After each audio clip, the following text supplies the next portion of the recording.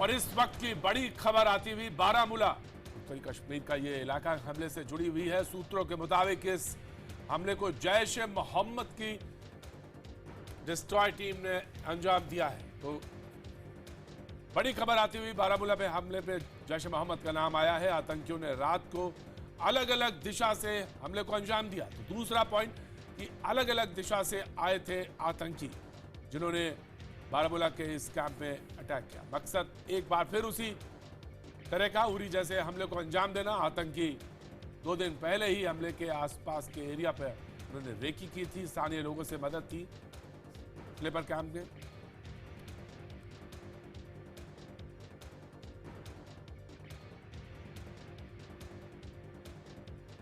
BSF के IG विकास चंद्रा हमारे साथ मौजूद है। चंद्रा साहब, जिस तरह की ये जानकारी मिल रही है कि उरी की तरह कहीं प्लानिंग थी और उसके मुताबिक वो लोग अलग डायरेक्शन से आए थे, क्या कुछ पता लग पाया है अभी तक जो सर्च ऑपरेशन है?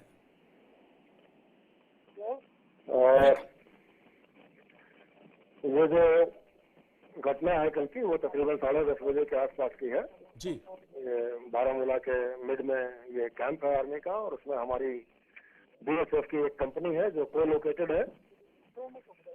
और चूंकि को लोकेटेड है, बेसिक ड्यूटी हमारी आरओपी ड्यूटीज है, और यहाँ हम लोग एकोमोडेटेड है, तो जो सिक्योरिटी है वहाँ की वो उसको रिस्पॉन्सिबिलिटी शेयर करते हैं। कल जो घटना हुई वो बीएसएफ का जो बंकर था, उस बंकर के पास जो हमारे सेंट्री थे 2 कांस्टेबल वरुण और कांस्टेबल नितिन, तो इन लोगों ने कुछ ऑब्जर्व किया। उन्हें कुछ घटना ऐसा लगा कि मतलब वहाँ कुछ सस्पिशियस मूवमेंट है, और वो देखने के लिए बाहर निकले। बाहर निकलने पर उनके ऊपर फायर आया। उन्होंने रिटेलिएट किया इमीडिएटली, और जो है ये फायर तकरीबन 10 मिनट तक चलता रहा। उसके बाद उन्होंने यूजीबीए से ग्रेनेड लॉन्चर से जो है फायर किया।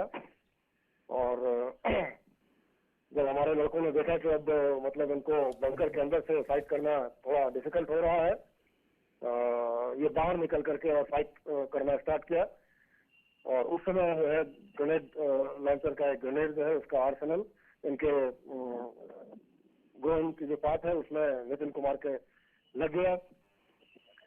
And he still continued fighting. Meanwhile army का जो कैस्पर है वो आया और इनको जो घायल थे इनको इवैक्यूएट किया। जो डॉक्टर है वहाँ पे उन्होंने इमीडिएट उनका देखभाल किया। विकास जी कितने लोग थे आतंकी, इसकी जानकारी क्या है? अगर आप कहें तो जो लड़कों से हमारी बातचीत हुई है उसमें वो 2 का उन्होंने कंफर्म किया है कि 2 उन्होंने जो इनिशियल जो फायरिंग स्टार्ट हुई थी 2 को उन्होंने देखा है। तो क्या कुछ बैक पीछे भी लोग थे जो उनकी मदद में थे, डायरेक्शन दूसरी रही हो? ऐसा भी कहा जा रहा है कि वो करने के बाद वो झेलम के रास्ते वापस चले गए। जी हाँ, मतलब जो फायरिंग हुई है वो रात का समय था, अंधेरा था और फायरिंग चल रही थी। उसमें जो है उसका फायदा उठा करके वो जो है वो एंटर नहीं कर पाए। That is the best part of it, और वो एस्केप कर गए। लेकिन जैसा कि चंद्रा साहब ये बात आ रही है कि वो एस्केप तो किए, लेकिन 2 लोगों की आप पुष्टि कर रहे हैं, तो डायरेक्शन एक ही तरफ से फायर आ रहा था या फायर के डायरेक्शंस अलग अलग भी थे? देखिए, रात के समय आदमी कुछ भी कह सकता है, लेकिन दिन को जब ऑब्जर्व कर लिया, देख लिया है, तो that is one corner from where the fire had come, which is one side only, not from many sides. जी, तो जो घायल आपका जो जवान घायल हुए उनको आपने कहा कि फौरी तौर पे उनको रेफर किया गया हॉस्पिटल, उसके बाद आर्मी ने आपको पीछे से हेल्प की? दो लड़के थे जो घायल हुए थे हमारे, एक कांस्टेबल नितिन और एक स्टंटू होने पर जो लड़का दौड़ करके आया उसके टांग में गोली लगी है। तो दैट इज 2 हमारी इंजरी है, इसके अलावा और कोई इंजरी नहीं है। एक उसमें नितिन जिसके आर्सेनल लगा था वो ही succumbed after some time in the night itself. जी, तो अभी जो फौरी तौर पे उसके बाद आप लोगों ने सर्च ऑपरेशन को बताया जा रहा है, सर्च ऑपरेशन लगातार चल रहा है, तो जो रूट है उसको ट्रेस करने की कोशिश कर रहे हैं? बिल्कुल, सब जो that operation is a relentless operation that will continue. Sir उसके अलावा जो जो आपने बताया, मैं इस पर थोड़ा सा जानकारी तफसील से जानना चाहता हूं कि जो रूट आपने देखा उसमें लगता है कि स्लीपर कहीं सेल था जो कि एक्टिव है, उसकी तरफ से ये रहा होगा रिटेलिएशन। अब ये सब इन्वेस्टिगेशन का विषय है। At the moment I don't want to comment anything.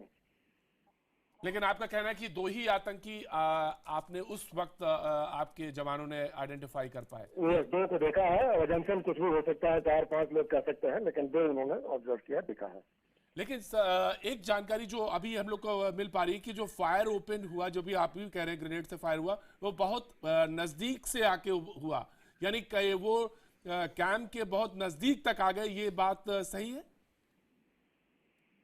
तकरीबन जो फायर हुआ है उसका डिस्टेंस देखो तो 20 गज का डिस्टेंस हम मान के चलते हैं कि 20 से 25 गज का डिस्टेंस होगा जी। और झेलम का किनारा है, वो ग्राउंड जो है वो थोड़ा अनडिलेटिंग है, जहाँ मतलब छुपाव मिलता है, वहां तक अगर कोई पहुंचना चाहता है तो पहुंच सकता है। तो उम्मीद लगा कि शायद वो वाटर के रास्ते, पानी के रास्ते ही से, झेलम के रास्ते से आए होंगे। जी हाँ, जी हाँ, जी हाँ। शुक्रिया विकास जी, बहुत बहुत शुक्रिया पूरी जानकारी के लिए।